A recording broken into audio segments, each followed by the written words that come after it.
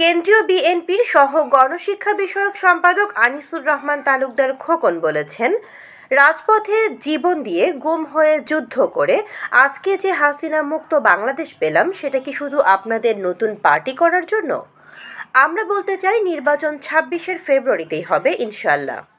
বাংলাদেশের মানুষ সুন্দর একটি নির্বাচনের অপেক্ষায় আছে, একটি ভোট দেওয়ার অপেক্ষায় আছে।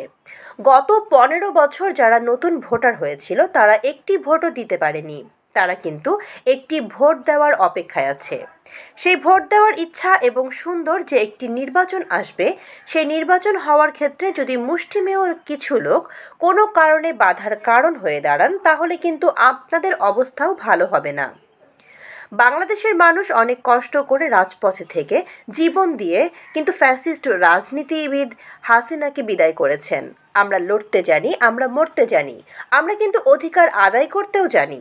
বুধবার সকালে কালকিনি উপজেলা ও পৌরসভা স্বেচ্ছাসেবক দলের আয়োজনে ৪৫তম প্রতিষ্ঠাবার্ষিকী উপলক্ষে বর্ণাঢ্য র্যালি শেষে উপজেলার ডাকবাংলা মাঠে সংক্ষিপ্ত বক্তব্যে তিনি একথা বলেন।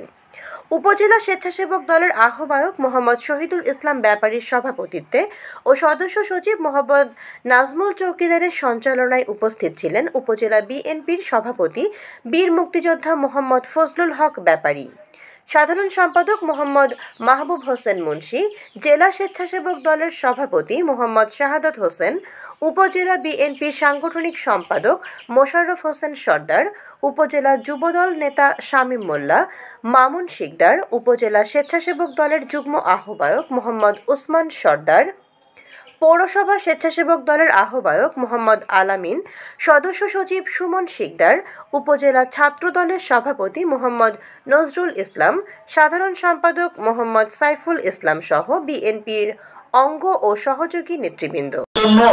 না আপনাদের উপদেষ্টা হওয়ার জন্য আপনারা নিজেদের কাছে একটু প্রশ্ন করবেন। ধন্যবাদ জানাই সরকার প্রধানকে, যিনি নির্বাচনের তারিখ ঘোষণা করেছেন। নির্বাচন ২৬ ফেব্রুয়ারিতেই হবে ইনশাআল্লাহ। বাংলাদেশের মানুষ সুন্দর একটি নির্বাচনের অপেক্ষায় আছে, একটি ভোট দেওয়ার অপেক্ষায় আছে। যারা ১৫ বছর নতুন ভোটার হয়েছিল কিন্তু একটা ভোটও দিতে পারে না, তারা কিন্তু একটি ভোট দেওয়ার অপেক্ষায় আছে।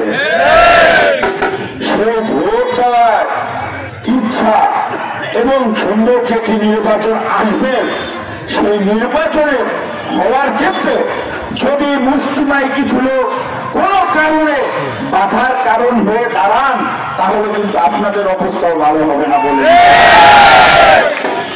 বাংলাদেশের মানুষ অনেক কষ্ট করে রাজপথে থেকে জীবন দিয়ে কিন্তু এই ফ্যাসিস্টদের বিদায় করেছে। আমরা লড়তে জানি, আমরা মরতেও জানি, আমরা অধিকার আদায় করতে